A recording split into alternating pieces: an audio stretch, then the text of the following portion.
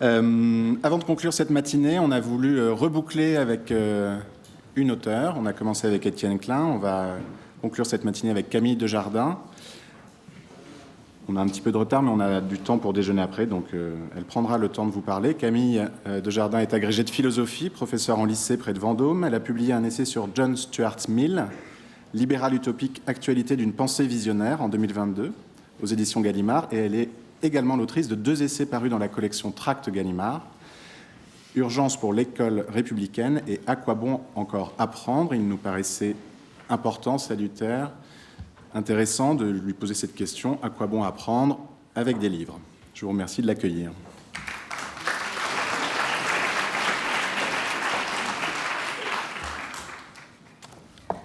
Bonjour à tous. Je ne vous vois pas parce que j'ai un spot dans la figure et que je ne suis pas du tout habituée, mais je vous remercie d'être là. Et en effet, merci beaucoup de m'accueillir pour parler de l'apprentissage. À quoi bon encore apprendre ? La question s'impose, j'ai envie de dire, de toutes parts, depuis que les algorithmes génératifs de discours et d'images, qui sont une parmi d'autres des branches de ce que nous appelons aujourd'hui l'intelligence artificielle et dont vous venez d'entendre parler, ont récemment déferlé auprès du grand public avec des résultats spectaculaires et désormais se logent jusque dans la poche de tout individu connecté dont vous faites sûrement partie. Quand ce n'est pas la nécessité d'apprendre qui est mise en question, ce sont en tout cas les modalités, la forme traditionnelle de l'apprentissage, l'étude ou les études, pour faire allusion par exemple au titre provocateur de l'essai de Laurent Alexandre, « Ne faites plus d'études », dont la 4e de couverture stipule que, je cite, « L'intelligence aujourd'hui devient gratuite et infiniment disponible ». Or, il me semble que c'est là une grande erreur, sans doute due d'ailleurs à un anglicisme de la langue, qui est peut-être devenu d'ailleurs un anglicisme de la pensée. Intelligence ici semble employée au sens anglophone d'intelligence, comme dans intelligence service, le renseignement ou la donnée. Parce que c'est bien cela, l'information, la donnée, qui est devenue gratuit et infiniment disponible. Encore d'ailleurs que l'on puisse discuter de la gratuité d'un système reposant sur la collecte et l'exploitation permanente de données personnelles, mais c'est un autre sujet, et puis je vous invite à lire ça, entre autres, toujours dans la même maison. L'intelligence, au sens de maîtrise et d'entraînement des facultés, elle, ne peut pas s'acquérir sur un marché, ni même sur le marché de la gratuité. Sa gratuité et sa disponibilité devraient être des principes, parce que sa difficulté se situe complètement ailleurs. Elle est toujours affaire de construction intérieure, d'entraînement, alors certes dans un contexte et certes avec les autres, mais en vue toujours d'une forme de réalisation de soi qui passe d'abord par soi. Si l'individu seul peut peiner à apprendre si les circonstances ne lui sont pas favorables, nous sommes bien d'accord, les circonstances seules, en contrepartie, ne peuvent rien si le travail personnel n'est pas fait, si l'effort personnel n'est pas entrepris. Donc même si les changements du monde en affectent évidemment les modalités, apprendre se joue toujours à la première personne et aucune disponibilité n'y suffit. Car apprendre, cela revient à gagner en expérience, une expérience qui n'est pas seulement le fait de vivre ou d'accumuler des expériences, comme on dit, mais celui de prendre conscience de son vécu, ce qu'on appelle la réflexivité, et de le mettre en résonance avec son passé et avec ses aspirations, avec ses valeurs, de manière à mener une vie cohérente et épanouissante dans laquelle on se reconnaisse, ce qui reste essentiel, on en conviendra, à tout âge et à toute époque. Il ne s'agit donc pas, je ne parle pas ici d'ingurgiter des données, ni a fortiori de voir défiler quantitativement des données devant soi. Ce n'est pas non plus une question d'adaptation passive aux circonstances, ni bien sûr le fait de faire fi de la nouveauté, évidemment, mais au contraire de se mettre en capacité de prendre en soi la nouveauté à la lumière de ce qu'on sait déjà et à la lumière de la façon dont on s'est intérieurement structuré. La disponibilité des données changera sans doute quelque chose à la méthode, aux ambitions ou encore aux garde-fous dont on devra se doter, aux incitations nouvelles que l'on devra promouvoir peut-être aussi pour aller au-delà d'une illusoire mais gratifiante impression d'immédiateté. Mais elle ne change pas grand-chose au processus d'apprentissage, une construction de soi. Voilà une tâche nécessaire si on souhaite se sentir pleinement sujet de la vie qu'on mène, et c'est une tâche qui dépend de dispositions psychiques, physiques, affectives de l'humain, qu'un simple changement de la conjoncture ne suffit pas à brutalement disqualifier ou rendre caduque. Or, qu'ont constaté les observateurs de l'humanité depuis des siècles, que l'on parle des anciens moralistes, des littérateurs, des philosophes, des pédagogues, bien sûr, et puis ce que nous confirment les neurosciences les plus à la pointe aujourd'hui, c'est que l'apprentissage, conçu comme développement des facultés pour concevoir, donner du sens et apprivoiser un réel dans lequel on puisse agir et se projeter, l'apprentissage est avant tout fondé sur deux choses, l'expérience sensorimotrice de l'environnement et la qualité des relations intersubjectives. L'apprentissage n'est rien sans intériorisation et sans exercice. Un savoir disponible mais qu'on ne s'approprie pas reste lettre morte, et il n'y a pas de connaissance sans acquisition de cette connaissance à la première personne, comme je l'ai dit, et à travers une expérience sensorimotrice et des relations qui aident à leur donner sens, à lui donner sens. Donc l'expérience sensorimotrice et la qualité des relations dans lesquelles celle-ci se déploie et s'organise sont les éléments clés, les premiers éléments de l'apprentissage. Ce que j'aimerais ajouter aujourd'hui, c'est que même, et d'ailleurs peut-être surtout à ce titre, les livres m'apparaissent comme un deuxième élément clé, tout particulièrement les livres imprimés, les livres sur papier, qui, loin d'être obsolètes, pourraient bien se révéler plus précieux que jamais, justement au titre de l'expérience sensorielle qu'ils procurent et qu'ils permettent. Donc, à quoi bon encore apprendre avec les livres ?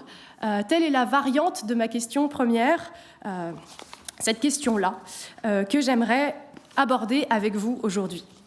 À quoi bon apprendre encore avec les livres ? Parlons des premiers livres, les livres d'images ou les livres illustrés pour les enfants. Pour un enfant, il me semble que ce sont à la fois ses premières conquêtes et ses premiers compagnons, toujours disponibles et dont la richesse se révèle à mesure de ses propres progrès. Les livres stimulent toutes les aptitudes cognitives essentielles. La mémorisation, par la réactivation dans la reconnaissance de ce qui est décrit de souvenirs réels. L'imagination, qui va de pair pour extrapoler à partir de ce que l'on reconnaît dans l'image, par exemple. La logique, pour mettre en relation les images les unes avec les autres et avec le réel. La motricité fine, car le livre est aussi un objet physique que l'on manipule avec son poids, sa texture, sans oublier, bien sûr, et c'est crucial, l'attention et la concentration, que Servan-Mouton appelle ici l'attention endogène et exogène. En fait, c'est deux facettes du même processus. Et le tout, quand on parle de livres papier, de livres d'images, de premiers albums, se fait dans une spatialité et une temporalité qui sont pleinement celles d'une expérience sensorimotrice, avec la préhension, la joie de saisir, de tourner les pages, plus tard de les feuilleter avec plus d'aisance, l'exploration plus ou moins fine des détails de l'image, le babillage en reconnaissant des situations, l'excitation à déchiffrer les premiers signes, etc. Même sans le texte, le livre est ainsi déjà un objet de pensée et d'expression, ancré dans la sensorialité, mais aussi dans un possible silence que l'enfant peuple de son propre babil intérieur ou extérieur. Et c'est ce en quoi il diffère fortement des contenus audiovisuels ou dits interactifs sur support numérique, qui imposent des stimuli tout en laissant paradoxalement assez passifs, voire soumis face à eux. Et plus tard, les livres proprement dits, de texte donc, continuent à mes yeux à représenter un trésor assez irremplaçable. Mon professeur de lettres de première, qui est aujourd'hui décédé d'ailleurs sans que j'ai eu malheureusement le temps de le remercier suffisamment pour les découvertes qu'il m'avait permises, je pense notamment à Charles Juliet et à la poésie d'Henri Michaud. Mon professeur de première donc, injustement mésestimé à l'époque, disait que la littérature est la rencontre de deux intelligences et de deux sensibilités, celle de l'auteur et celle du lecteur. Alors, c'est évidemment vrai, me semble-t-il, de tout art, et peut-être même, à plus forte raison, dans certains arts plastiques, sonores, ou surtout dans les arts qu'on appelle ceux du spectacle vivant, qui offrent sans doute une expérience plus incarnée dans la sensorialité de l'œuvre. Mais le livre a cela d'unique et d'irremplaçable que c'est un compagnon fidèle et silencieux qui se glisse dans une poche, qui attend dans une bibliothèque, qui ne tombe pas en panne. Donc il y a bien des raisons et bien des manières de ne pas faire souvent défaut. C'est donc à la fois tour à tour une œuvre d'art, un précepteur ou un ami que l'on peut garder auprès de soi et consulter à loisir. Et les livres, en tant qu'ils sont portatifs, alors je parle ici bien sûr de nos livres courants et pas des pièces de collection ou de musée, ces livres-là mettent en relation l'intelligence du lecteur avec celle de l'auteur sans dépendre d'un lieu ou d'une temporalité circonscrite d'avance, ne serait-ce que dans la spatialité, par exemple, d'un petit écran qui est toujours le même. Et à contrario de la part des œuvres d'art qui ont besoin d'un lieu particulier, la salle d'exposition ou la salle de spectacle, ils peuvent s'emporter partout, nous accompagner partout, et c'est sans doute un de leurs plus grands pouvoirs. Mais les livres font davantage encore par leur étoffe propre, qui est le langage, et qui permet aux livres de charrier entre leurs pages des mondes entiers. Que l'on se donne la peine d'énumérer ce qui est peut-être devenu à la longue un peu trop évident pour qu'on s'en émerveille encore, tout ce que les livres peuvent faire quotidiennement. Ils transmettent une trace du passé. Ils perpétuent des cours de pensée et d'expression bien au-delà de la mort de leurs auteurs. Ils véhiculent des idées et stimulent l'imagination comme aucun autre médium. Et ça, j'aimerais y insister parce que stimuler l'imagination dans la concentration propre d'un sujet est quelque chose d'assez exceptionnel dans notre monde extrêmement riche en stimuli. Si on prend l'exemple de lire un roman exige de prononcer en soi, on le sait, la voix des personnages, de se représenter en soi les gens, les lieux, contrairement par exemple à un film qui, quelle que soit sa qualité, nous impose d'emblée sa représentation des choses. D'où d'ailleurs la frustration courue d'avance, voire l'indignation des lecteurs qui ont adoré un livre face à son adaptation à l'écran, qui forcément diffère de leur représentation et ne peut parfois que les contrarier ou les frustrer. Voilà pour ce qui est de lire un roman, mais même lire un essai, à mon avis, stimule exactement les mêmes capacités. Alors certes, lire un essai ne permet pas d'interroger l'auteur comme on le souhaiterait parfois, mais ça lui permet au moins à lui de dérouler un propos cohérent et étayé, ce qui n'est pas une occasion donnée tous les jours, et le lecteur engage à faire sienne cette argumentation en esprit, avant d'y répondre mentalement. Et ce, en pouvant s'arrêter à chaque fois que sa réflexion l'exige, parfois en reprenant plus tôt, parfois en griffonnant les pages. Et j'espère que les puristes me pardonneront dans la salle s'il y en a.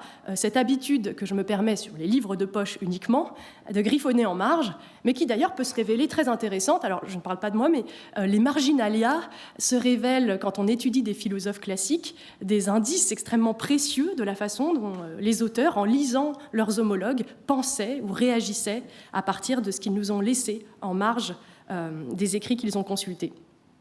Donc, apprendre avec un livre, c'est apprendre de manière bien plus interactive qu'on ne le croit. Dans une forme d'interaction qui est d'abord, pour paraphraser Platon dans le Thé et Tête, un dialogue de la pensée, Platon dit âme, avec elle-même. Je lis, donc je pense. Les choses écrites n'ont de sens qu'en tant qu'on leur en donne. C'est un plaisir et c'est un stimulant de l'autonomie. Apprendre de manière active, donc forcément active, dans un rythme propre qui est celui de la lecture, c'est-à-dire celui de la conscience et de l'imagination. Je ne dis évidemment pas que les livres suffisent à l'apprentissage, qu'ils peuvent dispenser de la présence attentive et pédagogue d'un parent ou d'un professeur ou d'une autre forme d'accompagnateur. Mais ils proposent une expérience d'engagement complet de l'esprit qui est fort différente de leurs homologues numériques, par exemple. D'ailleurs, je jouerai devant vous, les bibliophiles et les amatrices de papier, jusqu'au bout. À mes yeux, même un livre scanné n'est plus vraiment un livre. Même un livre sur liseuse n'est plus vraiment un livre. Parce que le défilement sur écran ne permet pas... Alors, la liseuse, c'est un peu mieux, mais le défilement sur écran d'un téléphone en multifonction ne permet pas la même appréhension spatiale, ou d'un ordinateur, ni la même mise en regard des informations qu'une page ou qu'une double page ouverte sous nos yeux. Souvent, un livre imprimé, je suis sûre que vous en avez fait l'expérience, même quand on a oublié le contenu précis de l'information, on sait à peu près où la chercher.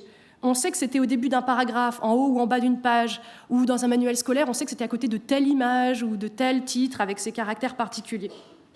Les livres, avec toutes leurs caractéristiques sensibles, singulières, permettent de se repérer et de garder une trace de l'expérience qu'on en a eue, qui n'est pas abstraitement intellectuelle, mais qui est pleinement sensorielle, parfois même multisensorielle, voire synesthésique. Et j'en veux pour preuve l'intérêt particulier que revêt l'odeur des livres, l'odeur qui peut marquer à jamais l'expérience d'une lecture et qui peut d'ailleurs mettre des petites madeleines de Proust dans l'objet même qu'est le livre, indépendamment de l'histoire qu'on était en train de lire. Et remarquons d'ailleurs qu'il en va de même quand on écrit, à la main, sur papier. Personnellement, dans mon travail de recherche et de rédaction, je passe toujours sur le papier aux étapes décisives de la conception, de la mise au point du plan, de la relecture d'épreuves, par exemple. Parce qu'avoir des pages imprimées sous les yeux permet une vigilance orthographique notamment, et puis une perception de ce qui relève de la spatialité et de la matérialité du verbe que la lecture sur écran ne permet pas. Soit qu'elle soit trop rapide, soit qu'elle soit trop cantonnée dans l'espace, qui est toujours celui de l'écran, soit qu'elle soit parfois trop standardisée, puisque les caractères sont toujours les mêmes et qu'ils ont toujours l'air propres, soit aussi qu'elle soit trop brillante, voire surbrillante. Et on sait aujourd'hui que la fatigue oculaire engendrée par ces lectures est vraiment très préjudiciable à nos capacités de concentration et à notre efficience nerveuse. C'est même reconnu comme un problème sanitaire aujourd'hui. Je vous renvoie encore une fois, c'est la version courte de tout ce qu'on peut ensuite approfondir par ailleurs à ce très bon essai.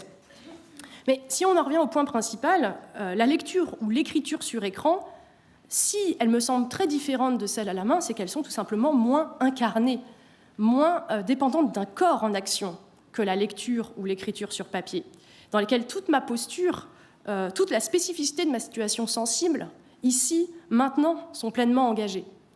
En prenant des notes ou en élaborant un plan à la main, et puis ensuite en imprimant ce que j'ai tapé à l'ordinateur pour relecture sur papier, je mets les pages en regard les unes des autres, je peux les étaler sur mon bureau, voire sur mon sol, quand il y en a beaucoup et qu'il faut visualiser la progression de tout un chapitre, voire de tout un livre.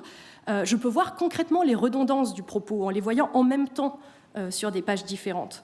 Et bon, là, j'ai parlé à la première personne, non par mégalomanie, mais plutôt par modestie, pour ne pas vouloir généraliser. Mais je sais que c'est la pratique de beaucoup d'auteurs, et puis surtout d'autres travailleurs dans d'autres domaines, et aussi ces travailleurs extrêmement précieux, qui sont les relecteurs et les correcteurs dans le milieu de l'édition, dont le travail est absolument irremplaçable. Le travail de l'œil et de la main, et surtout l'engagement dans l'activité de l'attention, ce ne sont pas du tout les mêmes. Et donc, le papier, qu'on le veuille ou non, et malgré toute la conscience écologique qui doit nous encourager à optimiser son usage, sans oublier cependant de rappeler que la pseudo-dématérialisation par les outils numériques n'est en rien, mais je dis bien en rien, plus sobre écologiquement. D'ailleurs, donc là, je citerai par exemple, toujours chez Tract, Philippe Biwix, mais qui a fait des travaux antérieurs beaucoup plus documentés sur les illusions de l'économie circulaire et du recyclage ou de la dématérialisation, ou encore Philippe Squarzoni, dont je vous recommande l'excellente bande dessinée Saison brune, volume 1 et 2. C'est excellent, vous ne regretterez pas. Bref, le papier, qu'on le veuille ou non, donc, est bon pour la santé, bon pour le cerveau, bon pour notre perception, notre mémorisation, notre engagement dans la lecture, et donc aussi, qu'on le veuille ou non, pour l'exercice à notre rythme de notre esprit critique, de notre intelligence. Aussi, aurais-je tendance à me méfier par principe des statistiques sur l'écrit ou sur celles de la lecture en général, qui ne font pas la distinction sur des supports de lecture. Il ne suffit pas de lire ou de consommer de l'écrit, comme on entend parfois. La question, c'est lisons-nous encore des livres ? Assez de livres et d'assez bons livres. Le livre n'a pas à chercher à rivaliser avec les vidéos ou d'autres formats iconographiques ou numériques. Il doit assumer de proposer autre chose et faire valoir l'excellence propre de ce qu'il offre.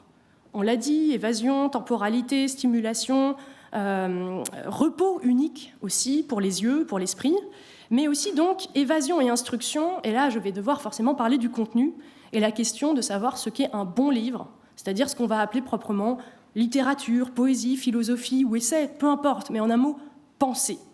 En excluant d'ailleurs dans ces considérations-là les albums graphiques qui, eux, peuvent être appréciés à l'aune de choses qui ressortissent davantage aux arts visuels que du contenu de pensée. Si on se demande ce qu'est un bon livre du point de vue de la pensée, la question est extrêmement difficile. Et je n'ai qu'une réponse extrêmement vague et personnelle à vous proposer, mais je pense qu'un bon livre se mesure à l'étendue de l'horizon qu'il ouvre, c'est-à-dire à la taille du monde ou à la précision de la portion de monde auquel il donne accès. Je vais caricaturer un petit peu pour vous faire comprendre ce que je veux dire. Je vais caricaturer un peu. Imaginons un instant un roman pour adolescents, mettant en scène des adolescents, en proie à des problèmes d'adolescents, relations affectives, orientation scolaire, harcèlement, etc., dans un cadre adolescent, Je pourrais ajouter adolescent contemporain, un collège ou un lycée, et peut-être même ce livre aura-t-il été écrit par des adolescents, je cite, parce que je viens de voir ça dans une librairie, un livre écrit avec les mots et les tournures de langue d'une classe de 4e. À part le contact du papier, qu'est-ce qu'a un tel livre à offrir qui ne soit pas déjà offert par un écrit publié en ligne, un forum, ce que les vieux de ma génération appelaient jadis un blog, une plateforme d'écriture collaborative, de fanfiction, j'en sais rien, sans parler d'une simple discussion entre adolescents réels. Pis encore, un tel livre n'est-il pas en train de jouer sur des clichés sur les adolescents, voire d'ossifier leurs clichés, jusqu'à leur tic de langage d'ailleurs, alors que ceux-ci, on peut le constater d'une année sur l'autre quand on voit des adolescents réels, et c'est heureux, changent d'une année sur l'autre. Donc un tel livre qui, à mon avis, se voudrait à la pointe du contemporain, à la pointe du social, justement parce qu'il n'essaye d'offrir que du réel ou du vraisemblable incarné dans notre présent, à mon avis, serait potentiellement d'entrée de jeu dépassé. Quand je parle d'apprendre avec et par les livres, j'envisage assurément tout autre chose. J'envisage au contraire l'éloignement du quotidien, l'ouverture à d'autres mondes, la prise de distance, l'estrangement, pourrait-on dire, ou à la rigueur, la redécouverte du quotidien, mais avec d'autres yeux, qui ne sont pas seulement les yeux d'un autre, ou le point de vue d'un autre, mais surtout aussi, et c'est d'une importance capitale, le regard de quelqu'un qui s'exprime dans la langue d'un autre. Et en l'occurrence, une langue qui assume d'être celle d'un livre. Il y a une très belle phrase dans le livret du Don Juan de Mozart, prononcée par Leporello en parlant de Donna Elvira. Il dit « Elle parle comme un livre ». Mais oui, traditionnellement, du moins, la langue écrite n'est pas la langue parlée. On entend une différence entre les deux. La langue parlée se permet plus de familiarité, mais aussi plus d'imprécision, puisque le contexte peut y suppléer. Le contexte supplée aux faiblesses du discours, qui n'est pas indépendant. Le discours est ici pure communication, qui n'a de sens que dans son contexte d'énonciation intersubjectif entre des interlocuteurs, et c'est une chose à laquelle la langue ne se réduit aucunement. Le langage en général, et la langue en particulier, n'est pas qu'un moyen de communication. C'est tout autre chose, avec des degrés d'implicite et d'ouverture de sens qui lui sont bien supérieurs. Parce que d'ailleurs, pour communiquer, on n'a pas toujours besoin de parler. La langue écrite, en particulier, nous parle de l'intérieur, avec une voix que nous synthétisons nous-mêmes, on l'a dit, mais qui sonne toujours pour nous comme venant d'un autre lieu, d'un autre temps, d'une autre énonciation, d'un autre contexte.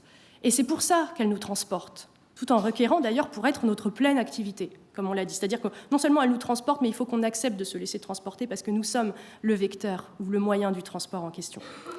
Pour lire de cette manière-là, il faut sortir de sa bulle de filtre, ce qu'on appelle aujourd'hui sa bulle de filtre, c'est-à-dire à la fois filtrée et filtrante, j'ai envie de dire.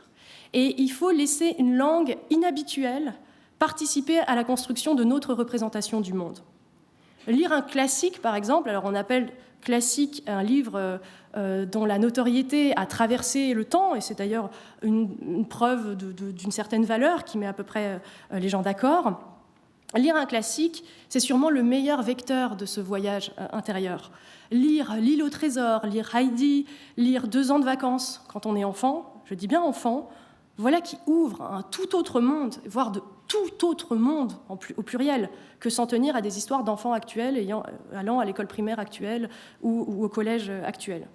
Même lire des livres dérangeants, alors dans la limite bien sûr de ce que notre sensibilité et notre morale peuvent tolérer sans en être traumatisés, mais lire des livres qui se prétendaient naturalistes, mais qui nous parlent maintenant d'une nature dont les atours extérieurs a bien changé, lire Germinal de Zola, lire Voyage au bout de la nuit de Céline, c'est quand même s'exposer à une friction, et une friction fertile, au sein même de notre représentation.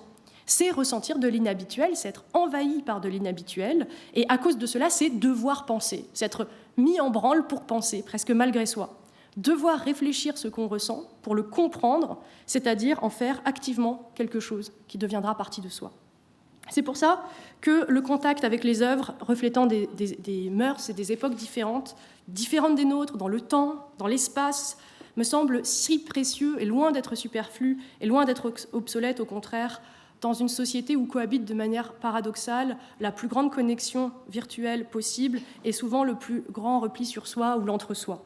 C'est en tout cas cela, me semble-t-il, qu'il faut continuer à promouvoir avec fierté, car élargir son horizon culturel, justement, ne devrait pas être le privilège d'une élite, donc ça n'a rien en soi d'élitiste.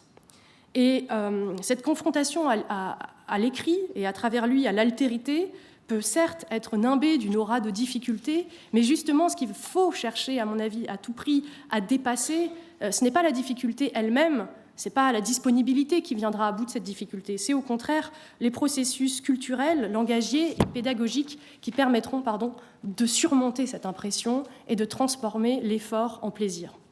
On n'appellera pas élitiste, j'espère, un plaidoyer pour un apprentissage qui épanouisse et pour le contact avec les livres, quand une bibliothèque municipale ou un CDI sont en accès gratuit, alors qu'un abonnement Internet ou à la plateforme de divertissement de votre choix à la demande est payant. On appellera difficilement élitiste le rejet même de ce qu'il y ait pour les uns une culture des livres, du papier et l'habitude de savoir chercher, ce qui permet de s'instruire même avec Internet, mais en utilisant Internet comme on le ferait d'une médiathèque géante. Et pour les autres, rien d'autre qu'un matraquage consumériste encodé par défaut dans nos terminaux connectés portatifs, des contenus sélectionnés en fonction des tendances les plus conformistes croisés avec des préférences issues de l'extraction de données privées, ou encore les réponses flash automatiquement générées par une IA que l'on ne saura bientôt ni comprendre ni évaluer. L'enjeu du partage et de la culture des livres, et du plaisir des livres aussi, c'est justement d'éviter la scission de l'humanité en plusieurs catégories, de plus en plus étanches et déterminées socialement, deux catégories qui se ramènent finalement à deux, ceux qui lisent et ceux qui ne lisent pas, ceux qui ont structuré leur intelligence et leur esprit critique avec l'expérience sensorimotrice et les livres, et ceux qui n'auront d'autre choix que de faire confiance au premier contenu qu'on aura généré pour eux et sélectionné pour eux, sans avoir encore les moyens d'y trouver à redire. Les livres, en ce sens, remplissent une mission d'intérêt général, ou même d'intérêt civique ou républicain, comme on veut dire, et devraient être conçus comme les alliés prioritaires et même être mis en vedette par les différents services publics. Il faudrait que les livres soient mis entre toutes les mains, à l'honneur dans toutes les écoles, dans tous les centres culturels, dans tous les centres sociaux, dans toutes les crèches, toutes les garderies, tous les jours et le plus tôt possible sous les formes les plus exigeantes, avec évidemment des personnes compétentes, elles-mêmes formées, enthousiastes et suffisamment reconnues et bien traitées pour pouvoir accompagner chacun dans son expérience de la lecture. Mais voilà ce qui serait un vrai moyen, un véritable moyen de rompre avec l'élitisme que véhicule l'acceptation d'une humanité, ou du moins chez nous, d'une société à plusieurs vitesses. Donc, je m'achemine vers ma conclusion, n'ayez crainte. Je crois que le thème de la journée est le pouvoir des livres. À mes yeux, les livres ont presque tous les pouvoirs. Ils instruisent, ils consolent, ils font rêver, ils font désirer, ils font voyager, ils font penser. C'est pourquoi ils sont aussi le socle de la culture, d'une culture personnelle et acquise et organisée dès le plus jeune âge, intériorisée par l'exercice particulier qu'est la lecture personnelle, mais aussi et plus largement celui d'une culture commune possible, qui peut être celle d'une société à condition qu'elle s'en donne les moyens. Il faut des livres, et il faut en faire la promotion, voire, au point où on en est, la sauvegarde, à commencer par les institutions d'enseignement qui, aujourd'hui, semblent plutôt enclins à s'en départir et à en déposséder leurs élèves à travers des plans de numérisation qui sont bien davantage motivés par des partenariats obscurs que par une efficacité qu'aucune étude n'a prouvée et que tous les rapports actuels présentent comme un potentiel danger, voire un danger avéré. Mais il faut aussi avoir le pouvoir et le plaisir de lire, ce qui signifie qu'il faut des personnes pour enseigner et faire aimer la lecture. Voilà ce qui devrait donc constituer des priorités institutionnelles. Que les livres soient reconnus, valorisés, j'ai presque envie de dire sanctuarisés, par les différentes instances qui participent à l'éducation, à l'instruction et à l'apprentissage. Et à regarder de près, il y a bien sûr les institutions d'instruction dignes de ce nom, mais il n'y a personne qui soit tout à fait étranger à un processus d'éducation dans une société démocratique, à la fois ouverte et hyper connectée, où nous avons tous des liens et des responsabilités les uns envers les autres. Mais aussi donc, que les parents, les professeurs, les éducateurs, les encadrants de tout niveau soient reconnus et soutenus dans une mission qui est aussi irremplaçable qu'ardue, faire aimer lire, faire aimer s'instruire, plus largement faire aimer apprendre dans des conditions dignes qui sont ce à quoi une démocratie moderne, à mon avis, peut et devrait être jugée. En 2023, dans mon premier tract, Urgence pour l'école républicaine, exigence, équité, transmission, je souhaitais à tous les enfants 3 choses: du silence, de la verdure et des livres. Le tout avec l'encadrement d'êtres humains compétents et reconnus, et je mesure aujourd'hui combien les 3 mots sont importants, hein, des êtres humains, compétents et reconnus. À l'heure de l'IA et de la fuite en avant numérique à tous les niveaux, je réitère ce vœu, et je souhaite au monde du livre d'avoir assez de force pour contribuer un tant soit peu à le concrétiser pour la part qui le concerne. Du silence, de la verdure et des livres. Je vous remercie de m'avoir écouté et j'adresse donc mes plus vifs remerciements et mes plus vifs encouragements à un secteur et à une industrie qui, par-delà ses intérêts privés, endosse ainsi, pour ainsi dire, une telle mission d'intérêt public. Vive le goût d'apprendre, vive les livres, merci beaucoup.